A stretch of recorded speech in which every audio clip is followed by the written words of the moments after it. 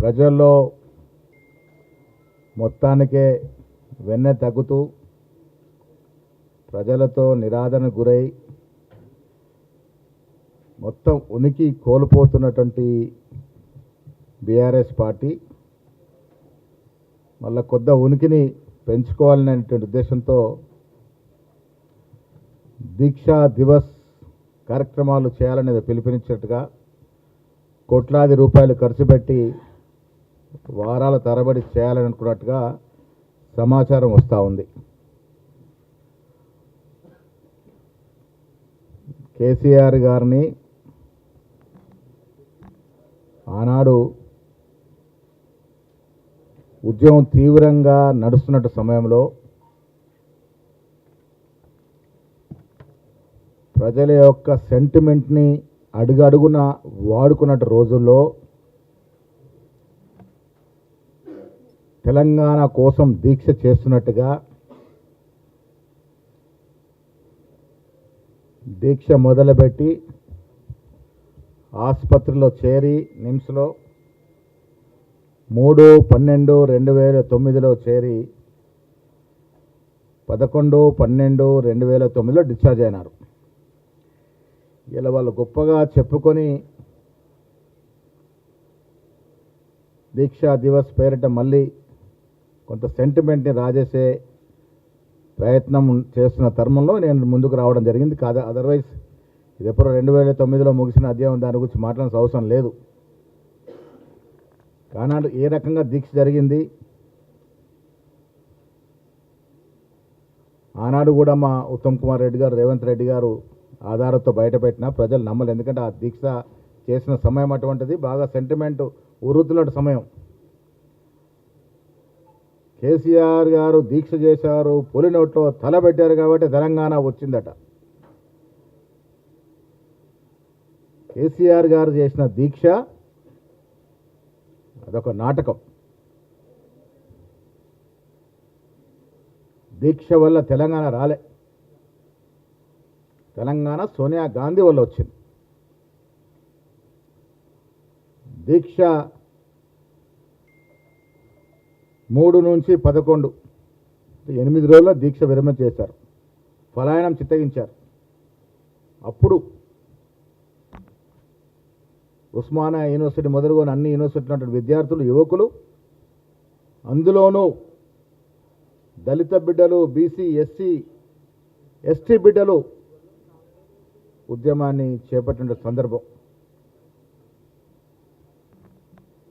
ఈ బిడ్డల యొక్క ఉద్యమాన్ని చూసి చలించి సోనియా గాంధీ గారు తెలంగాణ ఇచ్చినారు. మరి దీంట్లో కేసీఆర్ గారి పాత్ర ఏంటో, బీఆర్ఎస్ నాయకుల పాత్ర ఏంటో తెలుసుకోవాలి. దీక్ష చేసినటువంటి తీరు మీకు ఇవాళ ఎన్ని రోజుల తర్వాత మీ ముందుకు వచ్చి నేను వాస్తవాలు చెప్పాల్సి వస్తుంది.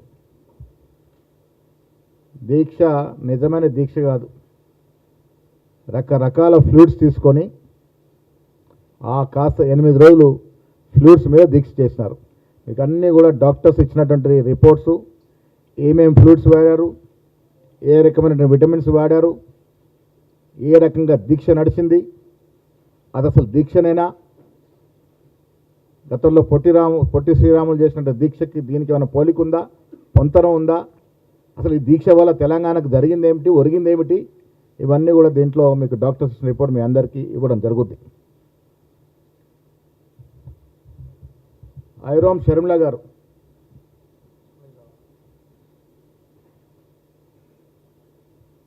పదహారేళ్ళు ఫ్లూయిడ్స్ తీసుకొని దీక్ష చేశారు. ఇది దీక్షలంటే నిజమైన దీక్ష, ప్రాణాలకు సైతం లెక్క చేయకుండా దీక్ష చేసిన తీరు.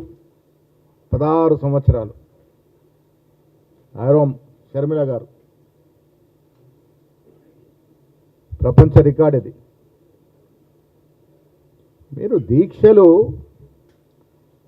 నిజమైన దీక్ష, దేశభక్తి కోసం దీక్ష చేసినట్టుగా చేసి ఆ దీక్షను మధ్యనే విరమిస్తే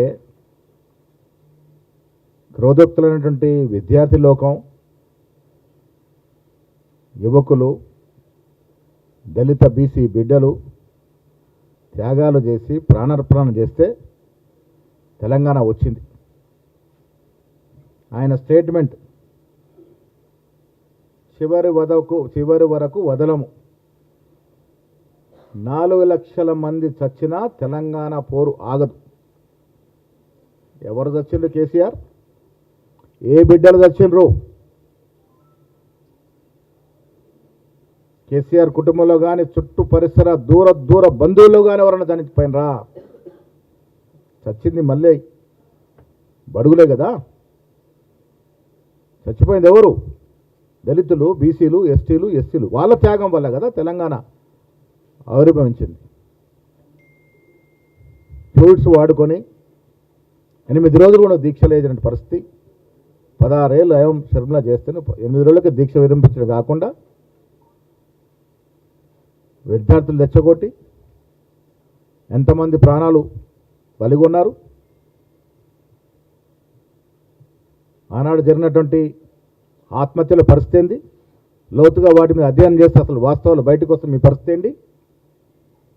ఏ రకంగా ఉద్యమాన్ని దిగజారి వాడుకున్నారు. వాడుకోవడమే కాకుండా ఆ దళిత బిడ్డలు, గిరిజనుల బిడ్డలు, బీసీ బిడ్డలు ప్రాణార్పణం చేస్తే వచ్చిన తెలంగాణని 10 ఏళ్ళుగా మీరు దోచుకున్న తీరు ప్రజలు మర్చిపోలే.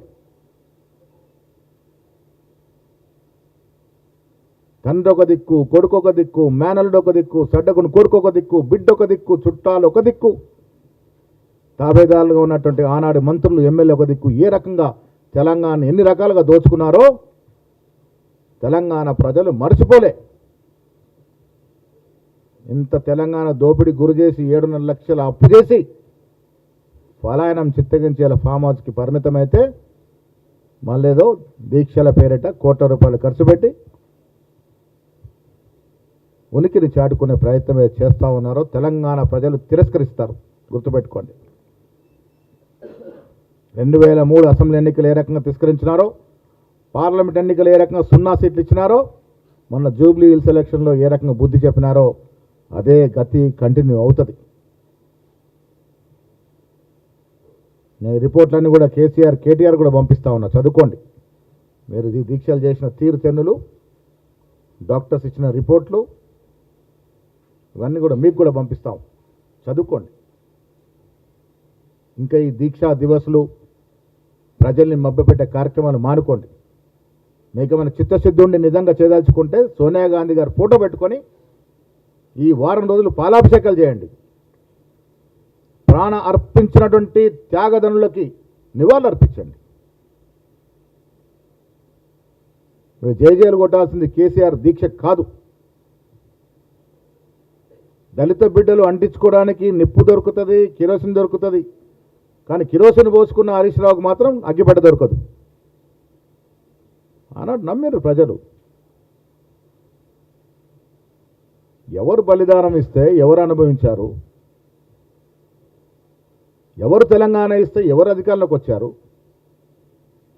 సోనియా గాంధీ గారు లేకుంటే తెలంగాణ ఆవిర్భావం అయ్యేదే కాదనే మాట కేసీఆర్ గారు సాక్షాత్ చెప్పారు. ఆ తర్వాత అదే సోనియా గాంధీ గారిని ఇష్టం వచ్చినట్టు మాట్లాడినారు. సోనియా గాంధీ గారి యొక్క దయ లేకుంటే తెలంగాణ వచ్చేది కాదు, కేసీఆర్ ముఖ్యమంత్రి అయ్యేవారు కాదు, కుటుంబ సభ్యులంతా అధికారం వచ్చేది కాదు, ఈ రకంగా దోచుకునే అవకాశం మీకు వచ్చేది కాదు. ₹1,000 కోట్ల దోచుకొని తెలంగాణని అప్పుల పాలు చేశారు కాబట్టి మిమ్మల్ని ఇంటికి పంపినారు. 2023లో ప్రజాదరణ కలిగినటువంటి నాయకుడు రేవంత్ రెడ్డి గారి సారథ్యంలో జరిగిన ఎన్నికల్లో బట్టి విక్రమార్క గారు, ఉత్తమ్ కుమార్ లాంటి వారు, దామోదర నరసింహ లాంటి వారు, జానారెడ్డి వంటి వారు, హనుమంతరావు లాంటి వారు, చాలామంది సీనియర్లు ఆనాడు సోనియా గాంధీ, ఖర్గే, రాహుల్ గాంధీ గారు చెప్పిన మాటలు విశ్వసించి మాదికి అధికారం తీసుకొచ్చినారు. 2 ఏళ్లుగా ప్రజాపాలన సాగుతూ ఉంది. నేను తెలంగాణ ప్రజలకు మీ ద్వారా విజ్ఞప్తి చేస్తూ ఉన్నాను. పులి నోట్లో తలకాయ పెట్టింది, ఆ పులి నోట్లో తలకాయ పెడితే తెలంగాణ వచ్చింది, ఇలాంటి బూటకపు మాటలు నమ్మే స్థితిలో తెలంగాణ ప్రజలు లేరు. తెలంగాణ ప్రజలకు స్పష్టంగా తెలుసు. ఉద్యమం చేసింది విద్యార్థులు, యువకులు, నిరుద్యోగులు. వాళ్ళకి ఏం చేశారు మీరు 10 ఏళ్ళుగా? అంతమంది నిరుద్యోగులు ప్రాణాలు అర్పించి తెలంగాణ తెస్తే ఏ నిరుద్యోగికి మీరు ఉద్యోగాలు ఇచ్చారు?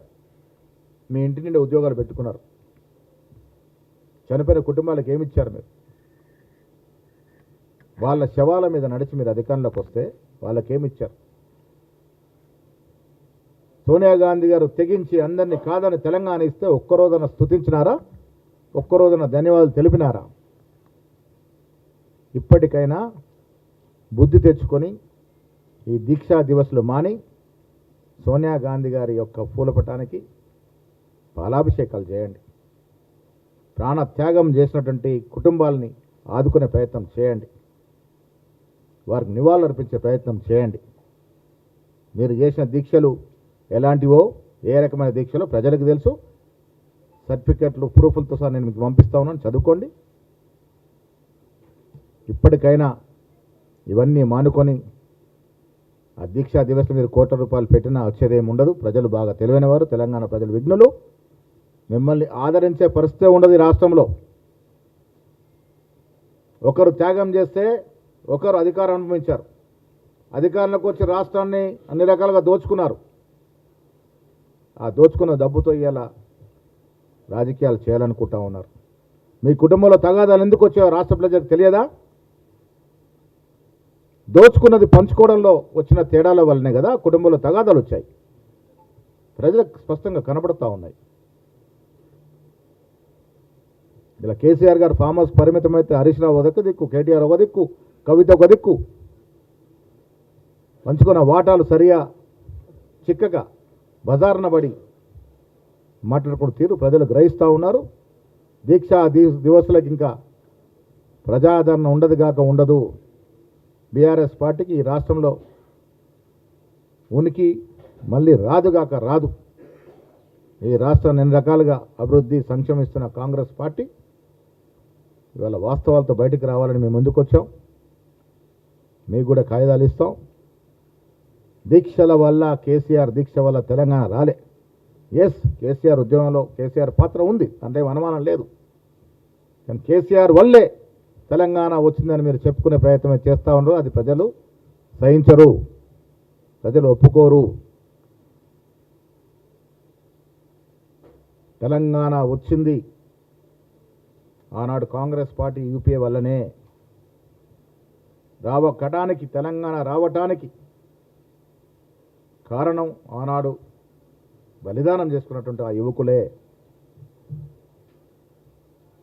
దీంట్లో ఇలా మీ పాత్రను చెప్పుకునే ప్రయత్నం చేస్తే తెలంగాణ ప్రజలు సహించరు. దీక్షా దివసులు మాని ప్రజలు మేరుకునే కార్యక్రమాలు చేస్తే మంచిదని మాటిస్తున్నాను, మనం చేస్తాం. దీక్ష తర్వాత ఇప్పుడు ఆనాడు పరిస్థితిలో ఆ దీక్ష ఏ రకమైందో తెలుసు. కానీ ఆనాడు పరిస్థితిలో ఆనాడు మాట్లాడడం సరికాదని మాట్లాడలేదు. దీక్ష వల్ల కాదు తెలంగాణ వచ్చింది. ఏళ్ల తరబడి ప్రజల ఆకాంక్షను గుర్తించినటువంటి నాయకురాలు సోనియా గాంధీ గారు. 4 లక్షలు చనిపోయినా సరే తెలంగాణ అంటే జనం చనిపోయి తెలంగాణ తెచ్చుకోవాలనుకున్నారు మీరు.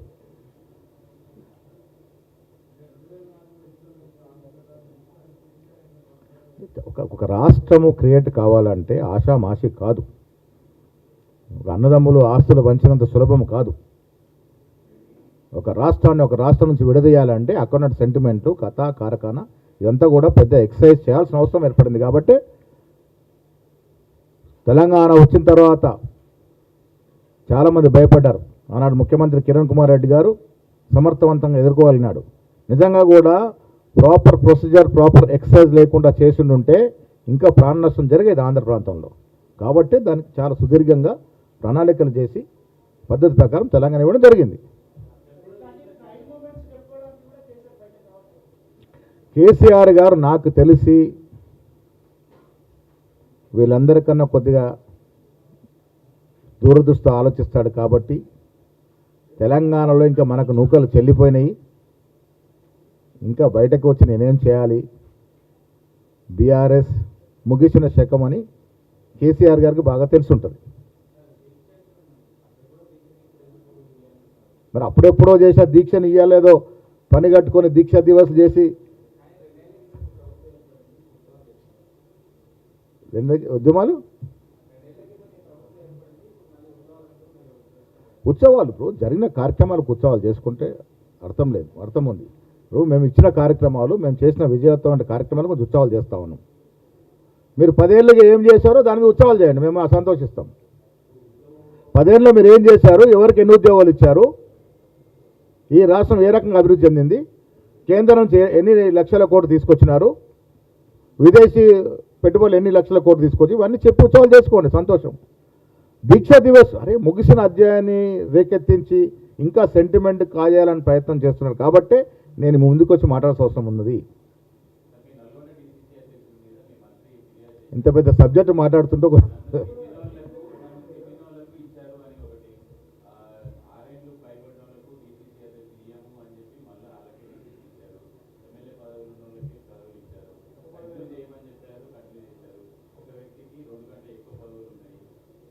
ఒకటొకటిగా చెప్తాను. 5 ఏళ్ళు క్రైటీరియా ఎక్కడ డిబేట్ కాలే. ఆత్రం సుగుణ 5 ఏళ్ళు పార్టీ అంటే 5 ఏళ్ళు పార్టీలో వేరొక పార్టీకి పోయొస్తే నిబంధన లేదు. 5 ఏళ్ళు వేరే పార్టీకి పోకుండా నిరాటకంగా ఉండాలి, అది దాని అర్థం. సుగుణ గారు ఉద్యోగం వదిలేసి రాజకీయాలు కొత్తగా వచ్చారు, ఆవిడ కండిషన్ వర్తించదు కానీ వేరే పార్టీకి పోయి రాలే.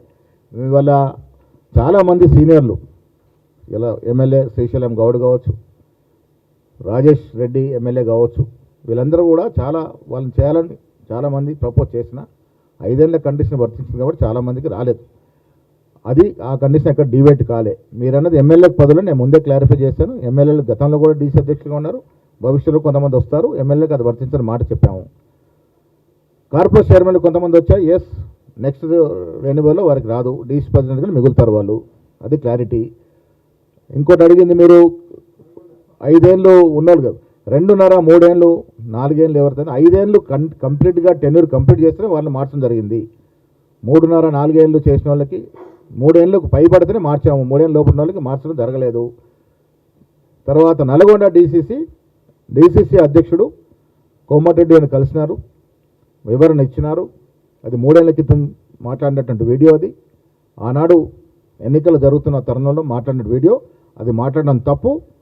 దాన్ని పీసీ అధ్యక్షుడు నేను కూడా సమర్థించను. కానీ కోమటిరెడ్డి గారిని కలిసి నేను వివరణ ఇచ్చినాను, బహిరంగ క్షమాపణ చెప్పినాను, వారిని అన్నీ కూడా వివరంగా మాట్లాడి వచ్చినానన్నమాట ఇందాక నాకు కలిసి చెప్పడం జరిగింది. ఆయన మాట్లాడిన తీరును నేను కూడా సమర్థించను. కానీ అది 3 ఏళ్ళకి జరిగినటువంటి వీడియో, ఆయన నియామకం కూడా అక్కడ ఉన్నటువంటి సీనియర్లు, మెజార్టీ సీనియర్లు చెప్పిన దాని ప్రకారం జరిగినట్టుగా మాకు, ఎందుకంటే మేము ఈ ప్రక్రియలో ఎక్కడో కూడా నేను కానీ ముఖ్యమంత్రి గారికి ఇన్వాల్వ్ కాలే, ఫలానా చోట ఫలానా అధ్యక్షుని చేయమని చెప్పలే. ఇవన్నీ కూడా అబ్జర్వ్ తీసుకున్నటువంటి ఇన్ఫర్మేషన్ ప్రకారమే నియామక ప్రక్రియ ఏసీ చేపట్టింది. మంత్రిగా ఉన్నారు కాబట్టి ముఖ్యమంత్రి రాసి మాకు కాపీ పెట్టాడు, సీఎంకి రాసి మాకు కూడా కాపీ పంపినాడు.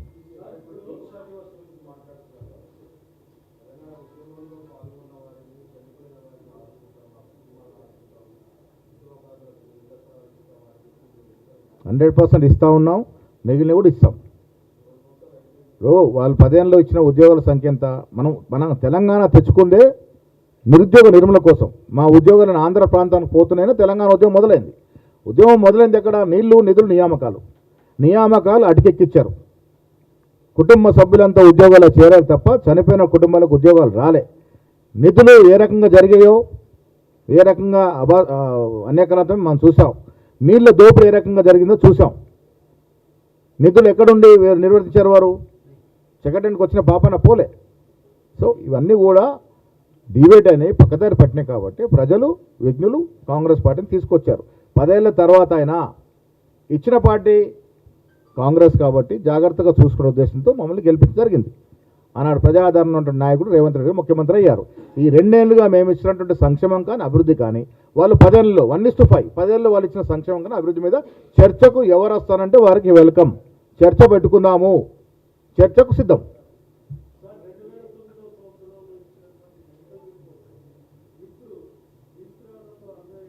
పదేళ్ల తర్వాత మళ్ళీ దీక్షల పేరట ప్రజల్ని మోసం చేయాలని చూస్తూ ఉన్నారు కాబట్టి ప్రజల్లో మళ్ళీ కొంత ఈ సెంటిమెంట్ని ఎక్కియాలని ప్రయత్నం చేస్తున్నారు కాబట్టి ఈ వాస్తవాలు బయటకు తీసుకోవాల్సి వచ్చింది.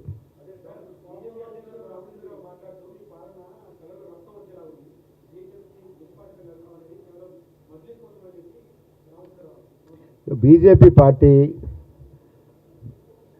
ఆయన ఏ స్థాయి నాయకుడైనా కానీ అది బీజేపీ కార్పొరేటర్ స్థాయి నుంచి కిషన్ రెడ్డి వరకు రోజు మజిలిస్ జపం చేయండి. పాపం వాళ్ళకి బ్రేక్ఫాస్ట్ పోదు. వాళ్ళు బ్రేక్ఫాస్ట్ తినే ముందు, తర్వాత డిన్నర్ తర్వాత రోజు ఒకసారి ఓవైసీ కానీ తలుచుకుంటారు. దానికి మనం ఏం చేద్దాం? ముస్లింల సమాజంలో భాగమా కాదా? మేము సెక్యులర్ భావాలు ఉన్నటువంటి పార్టీ, అందరూ భాగం దీంట్లో.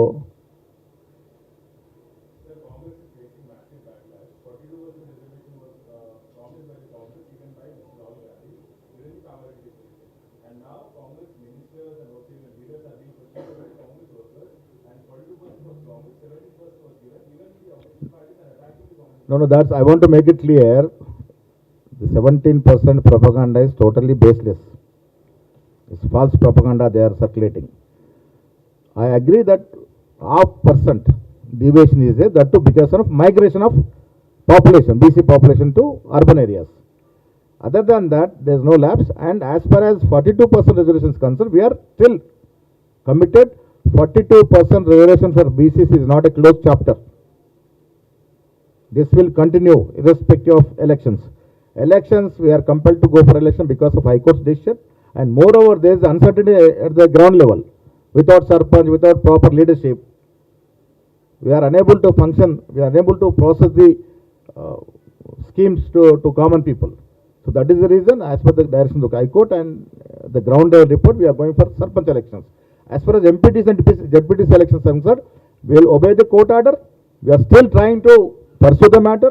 Yesterday, our Deputy Chief Minister, Mr. Bhatti Vikramaka, had a meeting of all party MPs. In that, priority agenda was BC reservation, 42% reservation. Very soon, we are going to seek an appointment to the Prime Minister, demanding the approval of 42% reservation for BCs, wherein we have passed 2 bills. We request Union Government to amend and pass those bills and include into 9th schedule.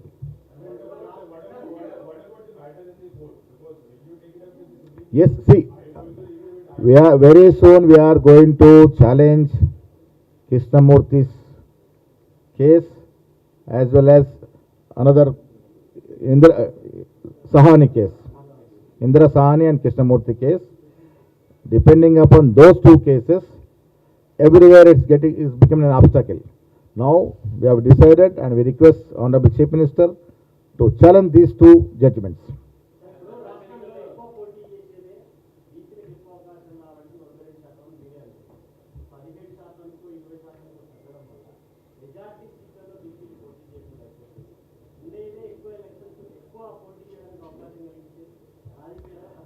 నేను morning పొద్దున ఆలేరు బీర్లా ఐలే గారు నాకు మాట్లాడినారు.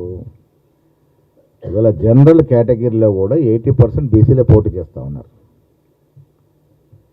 ఇప్పుడు 21.4% ఏదైతే ఇచ్చినామో ఇది కేసీఆర్ తీసుకొచ్చిన GO. దాన్ని అధిగమించడానికి కాంగ్రెస్ పార్టీ రేవంత్ రెడ్డి గారు మా ప్రభుత్వం చేయని ప్రయత్నం అంటూ లేదు. మీరు చూశారు, కుల సర్వే చేశాము, 2 చట్టాలు అసెంబ్లీ చేశాము, ఆ చట్టాలు తొక్కిపెట్టబడితే ఆర్డినెన్స్ తీసుకొచ్చాము, అది కూడా గవర్నర్ దగ్గర ఎట్టిపెట్టుకుంటే 2 సార్లు ఢిల్లీ తలుపులు తట్టాము. కాంగ్రెస్ కార్యకర్త మొదలుగా ముఖ్యమంత్రి వరకు 2 సార్లు ఢిల్లీ వెళ్ళి మా గోడు వినిపించుకున్నాము. అసలు అడ్డు తొలగినటువంటి బీజేపీ నాయకుల ఇళ్లలోకి ఎందుకు పోవట్లే బీసీ సంఘాలు? కిషన్ రెడ్డిని ఎందుకు నిలదీయట్లే బీసీ సంఘాలు? అడ్డు తలుగుతుంది ఎవరు? 42% రిజర్వేషన్ కోసం ప్రయత్నం చేసింది ఎవరు? ఇది అడ్డు తొలగి నడ్డి విడిచింది ఎవరు కూడా మీకు తెలియకుంటే ఎట్లా? నేను మీకు రిక్వెస్ట్ చేస్తాను, బీసీ సంఘాలన్నీ కూడా బీజేపీ నాయకులు ఇళ్ళకు పొండి ఎందుకు అడ్డు తరుగుతున్నారు, ఎందుకు దీన్ని సహకారం చేయట్లేదు? కేటీఆర్ను ప్రశ్నించండి, హరీష్ రావు ప్రశ్నించండి, ఎందుకు వారు ఈ బిల్లుకు మద్దతు ఇవ్వట్లేదు? తూతూ మంత్రంగా అసెంబ్లీలో ఓటేస్తారు ఎట్లా, తర్వాత దీన్ని తిరగరాసి వ్యతిరేకిస్తారు ఎట్లా? మీరు బీసీ సంఘాలు, బీసీ యువకులు అడగాల్సింది కాంగ్రెస్ పార్టీని కాదు. కాంగ్రెస్ పార్టీ మీతో ఉంది, మీకోసమే చేస్తూ ఉంది. నేను ఇవాళ పొద్దున ముఖ్యమంత్రితో మాట్లాడినాను. ఈరోజు కూడా మేము కట్టుబడి ఉన్నాము. 42% రిజర్వేషన్ చట్టబద్ధత తీసుకురావడం అనేది అడ్డుకెక్కిన అంశం కాదు. ఇది నిరంతరంగా పోరాడతాం. ఎన్నికలు జరిగినా జరగకపోయినా ఎన్నికలతో నిమిత్తం లేకుండా ఈ 42% రిజర్వేషన్ చట్టం సాధించే వరకు కాంగ్రెస్ పార్టీ ఈ ప్రభుత్వం ప్రయత్నం చేస్తుంది. దాంట్లో భాగంగానే నేను అఖిలపక్ష మీటింగ్లో ఎంపీలందరినీ మా బట్టి విక్రమార్క కోరడం జరిగింది. రేపు పార్లమెంట్ సమావేశాల్లో దీన్ని లేవనెత్తి మోడీ గారికి కేంద్ర ప్రభుత్వానికి కనువిప్పి కలవేదంగా మా ప్రయత్నం ఉంటుంది. దానికి కలిసి రండి. మీరు సపోర్ట్ చేస్తూ దీనికోసం తపన పడుతున్న వారు విమర్శిస్తే మీకు జరిగే లాభం ఏమి ఉండదు, నష్టమే. వ్యతిరేకిస్తున్నటువంటి పార్టీని నిలదీయండి. దయచేసి బీజేపీ ఎంపీలని, బీజేపీ ఎమ్మెల్యేలని, బీజేపీ పార్టీ క్యాడర్ నిలదీయండి. ఎందుకు సపోర్ట్ చేయట్లేదు వాళ్ళు ఎందుకు ధైర్యం చేయట్లేదు మోడీ గారితో మాట్లాడడానికి? మేము తీసుకొచ్చిన బిల్లుకి ఎందుకు సపోర్ట్ చేయట్లేదు కేటీఆర్, హరీష్ రావు? వాళ్ళ ఇళ్ళకి వెళ్ళి అడగండి. అది కాకుండా మా గాంధీ మార్కు ధర్నాలు చేస్తే ఎట్లా అండి? సాయం చేసిన ఇంటి ముందర ధర్నాలు చేస్తే మీకు వచ్చే లాభం ఏంది? మీకోసం మీకన్నా ఎక్కువ శ్రమిస్తుంది కాంగ్రెస్ పార్టీ వల్ల. మీ ఎజెండానే మా ఎజెండాగా తీసుకొని ముందుకు పోతా ఉన్నాం. సపోర్ట్ చేయని వాళ్ళని, వ్యతిరేకించిన వాళ్ళని నిలదీయాల్సిన కోరుతా ఉన్నాను.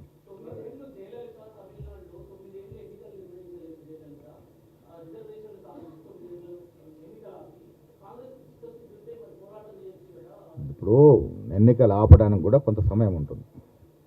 నేను దాదాపు 9 మాసాల క్రితం ముఖ్యమంత్రి మంత్రులతో జరిగిన సమావేశంలో నా అభ్యర్థన మేరకి ఎన్నికలు పోస్ట్పోన్ అయినాయి. ఇది వాస్తవం. 9 నెలలు పోస్ట్పోన్ చేస్తాం. అంతలోపు మేము చేయని ప్రయత్నం అంటూ లేదు కదా. ఈ 9 మాసాల్లో అసెంబ్లీలో చట్టాలు తెచ్చాం. ఎక్కడ ఆగినాయి? గవర్నర్ దగ్గర ఆగినాయి. గవర్నర్ ఎవరి చేతిలో ఉంటుంది? గవర్నర్ వ్యవస్థ కేంద్ర ప్రభుత్వం చేతిలో ఉంటుంది. కేంద్ర ప్రభుత్వంలో ఎవరున్నారు? బీజేపీ నాయకులు, బీజేపీ పార్టీ ఉంది. దానికి అధిగమించాలి ఆర్డినెన్స్ తీసుకొచ్చాం. అది కూడా గవర్నర్ దగ్గర పెండింగ్లో ఉంది. ఢిల్లీకి పోయాము, పోరాడాము. ఈ 9 నెలలు చేయాల్సిన ప్రయత్నం అంతా చేశాము. కానీ గ్రామీణ స్థాయిలో సరైన సర్పంచ్ వ్యవస్థ లేకపోవడం వల్ల పరిపాలన స్తంభించబడతా ఉంది, అస్తవ్యస్తం అవుతూ ఉంది. కాబట్టి కనీసం సర్పంచ్ ఎన్నికలను జరుపుకునే ఉద్దేశం సర్పంచ్ ఎన్నికలు పోతా ఉన్నాం. ఎంపీటీసీ, జడ్పీటీసీ ఎన్నికలు అనేది ఇంకా కోర్టు నిర్ణయం వచ్చిన తర్వాత ఫర్దర్ ఏం చేయాలో ఆలోచిస్తాం.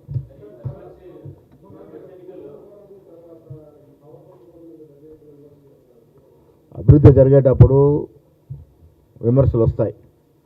విమర్శల్లో చేసేటప్పుడు సహేతుకమైన విమర్శ ఉంటే డెఫినెట్గా మేము పునరాలించుకుంటాం.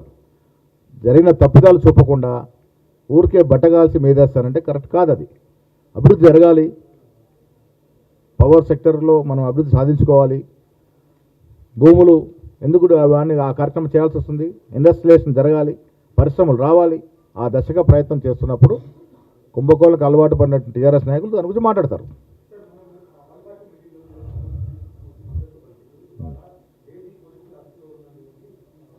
ఎవరు పోలీసు అదుపులో ఉన్నారు? దేవ్జీ. దాంట్లో కూడా క్లారిటీ. నేను ఆ రోజు చెప్పినటువంటి మాట సిపిఐ చేసిన రౌండ్ కాన్ఫరెన్స్లో మాట్లాడినట్టు తీరు. నేను ఇవాళ మాట్లాడుతున్నట్టు వ్యవస్థలు సమాజంలో ఉన్నటువంటి పరిస్థితులకు అనుగుణంగా మాట్లాడుతూ ఉన్నాను. నేను మీ ద్వారా తెలంగాణ ప్రజలకు రాష్ట్రానికి నేనే నక్సలైట్ బాధితుడిని. నా యవ్వనము, నా వాస్తులు పోయినాయి నక్సల్ మూమెంట్ జరిగినప్పుడు. బట్ ఇవాళ పరిస్థితులు మారినాయి. నేను అన్నదల్లా ఏంటంటే కాంగ్రెస్ పార్టీ ఏ రకమైనటువంటి హింసను యాక్సెప్ట్ చేయదు, సమర్థించదు. నక్సల్స్ వల్ల కూడా కొన్ని వేల మంది ప్రాణాలు పోయినాయి. దాన్ని కూడా మేము ఖండిస్తాము. ఇలా పోలీసుల వల్ల కూడా కొంత నక్సల్స్ చనిపోతూ ఉన్నారు. లా అండ్ ఆర్డర్ ప్రకారం మీరు తీసుకోవాల్సిన చర్యలు తీసుకోండి, దాంట్లో ఏమి అభ్యంతరం లేదు. కానీ నేను అన్నది ఏంటంటే మావోయిస్ట్ నాయకులు హిడమా కానీ, ఇలా గణపతి గారు కానీ, మల్లోజులు కానీ వీళ్ళంతా కూడా పంతా వేరైనా ప్రజాసేవ కోసం వాళ్ళు కొంత సాక్రిఫైస్ చేశారు. వాళ్ళు ఎప్పుడైతే సరెండర్ అవ్వాలనుకుంటున్నారో, జనజీవన స్రవంతిలోకి రావాలనుకుని, ప్రజా జీవితంలోకి రావాలనుకున్నప్పుడు ఆయుధాలు విడిచిపెట్టి ఆయుధాలతో పాటు సరెండర్ అవుతామనుకున్నప్పుడు మీరు అవకాశం ఇవ్వాలా వద్దా? ఆ అవకాశం ఇవ్వట్లేదు కాబట్టి దాన్ని ఆక్షేపించినాను. ఇవాళ నేను కూడా చెప్తా ఉన్నాను, మా రేవంత్ రెడ్డి గారి నేతృత్వ ప్రభుత్వంలో ఇక్కడ ఎవరు వచ్చి సరెండర్ అవుతానన్నా సరెండర్ చేసుకుంటామనే మాట ముఖ్యమంత్రి గారు చెప్పినారు. నేనేమంటానంటే హింస ఎవరు కూడా సమర్థించరు. కాంగ్రెస్ పార్టీ అంతకన్నా సమర్థించదు. అది నక్సల్ జరిపే హింస కావచ్చు గతంలో, ఇప్పుడు పోలీసు జరిపే హింస కావచ్చు, దేన్ని కూడా కాంగ్రెస్ పార్టీ సమర్థించదు. కానీ నిర్బంధంగా వచ్చి ఆయుధాలు వదిలి మేము సరెండర్ అవుతామని అనుకున్నప్పుడు అవకాశం ఇవ్వాలనేది మా యొక్క అభ్యర్థన. సరెండర్ అయ్యే ప్రక్రియ జరుగుతున్నప్పుడు దాంట్లో మేము ఇన్వాల్వ్ అయ్యేది ఉండదు. మీరన్నది నాకు సమాచారం లేదు. మీరైతే అదుపులో ఉన్నారంటున్నారో ఆ సమాచారం మా దగ్గర లేదు.